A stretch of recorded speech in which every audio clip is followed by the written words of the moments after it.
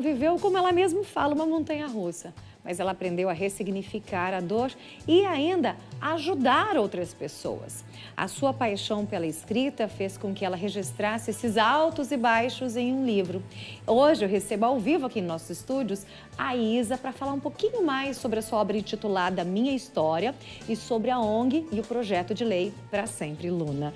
Obrigada por ter vindo, Isa, que prazer recebê-la aqui, que gostoso. Pelo convite. Imagina, é um prazer recebê-la. Já estou com o meu livro autografado, lindíssimo, coisa mais linda do mundo. Olha aqui, gente, que coisa fofa.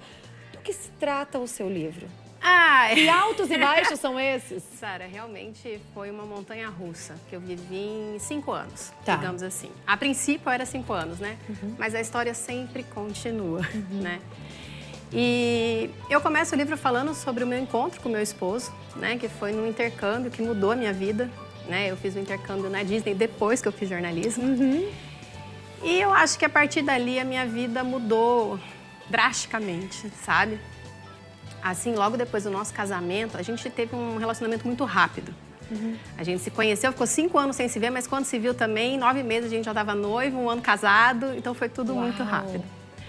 E aí, logo depois do nosso casamento, a gente descobriu que minha mãe estava com câncer. Um câncer super agressivo, um câncer no intestino. Ela já tinha metástase, mas a minha mãe era uma fênix e uma guerreira, assim. A gente descobriu numa cirurgia de emergência, ela quase morreu por várias vezes, né? E até então eu nunca tinha tido contato com a morte tão perto, sabe? Nem com essa, eu falo, morte é um tabu, né? As pessoas não falam sobre isso, mesmo sendo a única certeza da vida. É a única certeza, né? Exatamente. E aí eu engravidei logo depois da notícia do câncer da minha mãe, porque o sonho dela era ser avó. E o meu sonho sempre foi ser mãe, isso eu falo assim, eu gostava daqueles bebezão, sabe, de boneca grande, nunca gostei de Barbie, né, porque eu gostava do neném em si. Então, a gente engravidou muito rápido, imagina, primeiro neto, primeiro bisneto, primeiro sobrinho do meu lado, né. Então, estava todo mundo muito animado.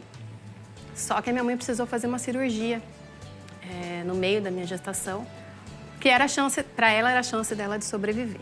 Né? É uma cirurgia super agressiva, era uma cirurgia experimental, mas em off eu fui até o médico para ter uma ideia do que era essa cirurgia e assim, sem a cirurgia minha mãe teria 6 meses. Com a cirurgia ela poderia ter 5 anos. Não que isso fosse uma matemática exata, porque cada organismo é único, né? Mas era a estimativa. E ela fez a cirurgia porque ela falou que era a chance dela de viver. Só que ela teve uma complicação. E a minha mãe ficou 60 dias numa UTI, mais 30 dias no quarto. Entre vida e morte, assim, era muito tênue, sabe? Quando eles falavam ela tá estável, a gente achava que ela estava bem, né? Porque se passasse, diminuísse do estável, não tinha chance. E no dia que a minha mãe ia sair do hospital, eu passei muito mal. Passei muito mal, mas não sabia, que não quis acordar meu pai, porque ele tinha ficado o dia inteiro com ela no hospital, meu marido viajando. E eu descobri, e eu não senti o Lucas, né, que era o meu primogênito. Me levaram para fazer um ultrassom e de uma forma desumana, eu descobri que ele estava sem vida no ventre. Eu estava de 7 meses de gestação. E a minha história, ela é essa, sabe? São literalmente altos e baixos, né? Minha mãe ia ter alta e descobri que eu tinha perdido o filho. E aí eu passei o meu puerpério cuidando da minha mãe, porque ela tinha que trocar fralda, ela não andava mais, né? Então foi muito pesado. Mas a vida continua e a gente precisa encontrar forças e seguir. 2 anos depois, eu engravidei novamente, eu descobri que eu tinha uma trombofilia. Então eu falo sobre isso no livro, eu falo sobre Assim, foi o capítulo mais difícil, foi falar sobre o Lucas, porque eu revivi aquilo e lembrei de coisas que eu nem imaginava que eu lembrava, né? Porque recordar é viver, né? Recordar é viver. E ali, assim, a hora que eu sentei e escrevi tudo de uma vez. Porque o livro eu comecei a escrever despretensiosamente, né? Ele era uma forma de terapia. E eu comecei a escrever no auge da pandemia, porque eu descobri que meu pai estava com câncer também. Ai, meu Deus! Ele passou mal e a gente descobriu que ele estava com câncer. Minha mãe já tinha câncer há 4 anos, porque, como eu disse, uma fênix, né? Ela caía, ela levantava, ela ia, muita vontade de viver. E aí eu falei, ou eu escrevo, ou eu vou surtar, porque não tem outra... Foi uma terapia escrever? Foi uma terapia. Eu comecei a escrever, colocar no papel, mas a coisa foi tomando forma. E veio a jornalística, por mais que eu, né, você vai, e eu falei, eu vou escrever. E meus pais entraram de cabeça, sabe? Que legal! Então, assim, o porquê que minha mãe tinha tanto medo de câncer, por que ela fugia tanto de médico, porque meu avô teve câncer e ela que descobriu. Então, assim, aí eu fui descobrir a história do meu avô, né? Sempre foi tabu, por quê? Por causa disso, né? Então, ela sempre fugia de médico. Já o meu pai, não. Meu pai, acho que por ter a minha mãe como exemplo, assim que ele se sentiu mal, ele pediu. E meu pai nunca teve nada, sabe? E eu que fui no médico, e como não estava tendo essa coisa, a pandemia, estava tudo fechado, o médico falou, não, pode vir a Isa. Mas ele já tinha uma noção. Vem a Isa para receber o exame. E eu que tive que dar notícia para eles que ele também estava com câncer. E câncer do quê? O dele era de fígado, só que enquanto a minha mãe viveu 5 anos, o meu pai não deu 1 ano de quando Esse a gente descobriu. Esse é meu pai. Esse na parte, ele já estava no paliativo aí, né? Os 2 morreram em casa, do jeito que queriam, através de cuidados paliativos. Foi quando eu descobri a morte passou a ser algo natural para mim, sabe? A minha mãe não queria partir de jeito nenhum, mas o meu pai aceitou. Ele foi 3 meses depois dela. Uau! Então, e ele se programou, sabe? Ele se programou. A gente, antes dele falecer, já estava até pago o velório dele, a cremação do jeito que ele queria, aonde ia ser jogada as cinzas. Então, assim, eu tinha terminado de escrever em 2020. Fiz, assim, do meu casamento até 2020, até a gente descobrir o câncer do meu pai. Mas aí veio 2021 e eu não podia deixar essa parte de fora, que foi muito importante para o meu crescimento, para eu entender o que é a morte, né? E quando você vive ali nos cuidados paliativos, que você passa a conversar sobre isso naturalmente, deixa de ser aquele bicho de 7 cabeças. Eu falo que hoje eu tenho consciência que a gente passa para o outro lado, mas não acaba, né? E aí eu ia lançar o livro. Eu engravidei depois, no fim do ano, de novo. Já tinha perdido o Lucas, Já tinha pai perdido e mãe. o Lucas, pai e mãe. Tá. E aí eu falei, vamos aumentar a família, né? E como eu tenho trombofilia, era uma gestação de risco, a gente já sabia. Mas eu engravidei muito rápido e tudo vinha muito bem. E aí eu falei, Luna vai nascer, terminou o puerpério, eu vou lançar o livro. Mas aí Luna nasceu prematura e precisou ficar no hospital para ganhar peso. E 3 dias, mais ou menos, antes dela ter alta, ela teve uma complicação. Ela estava com 16 dias de vida. E a bichinha é minha filha mesmo, é neta da Dona Isabel. E ela lutou por 4 dias, mas ela faleceu por uma infecção hospitalar, né? E ali meu mundo caiu. Eu imagino.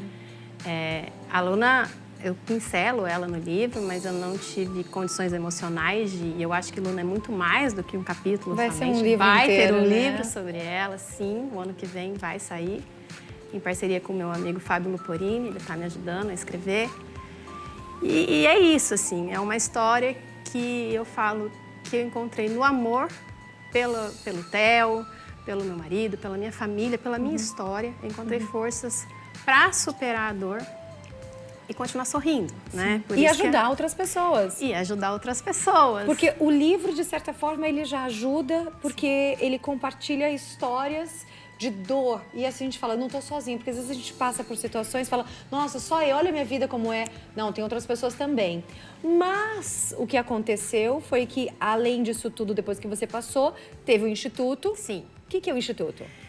Bom, o Instituto Para Sempre Luna, ele veio dessa vontade de fazer diferença. Por quê?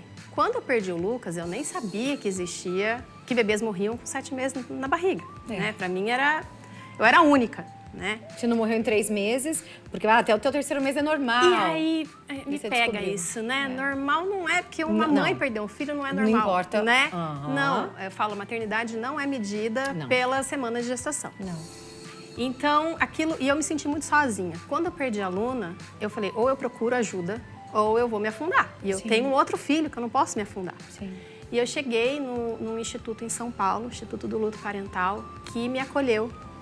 E eu achei aquilo incrível, sabe?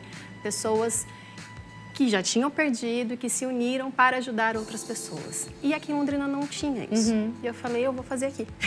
Que legal. Eu vou trazer porque ninguém está sozinho. E junto, a gente é muito mais forte. Com certeza. Então, o Instituto veio da minha dor, realmente, mas para acolher essas famílias, porque é desumano, existe uma falta de informação danada, não existe protocolo de atendimento para essas famílias. Sim. Existe muita dor, mas também existe muito amor. Então, eu acho que são ações como essa, como do Instituto, que a gente pode fazer a diferença e aproximar essas pessoas. Porque, assim, trazer os filhos de volta não vai trazer, amenizar a dor não vai, mas dá para passar de uma forma um pouco menos traumática. Tanto que virou um projeto de lei apresentado pelo deputado Cobra. Isso. Para Sempre Luna também. Para Sempre Luna, foi a nossa sugestão, né, para ele. E o projeto de lei, ele visa isso, né? A humanização no atendimento a famílias que tiveram perdas gestacionais e neonatais.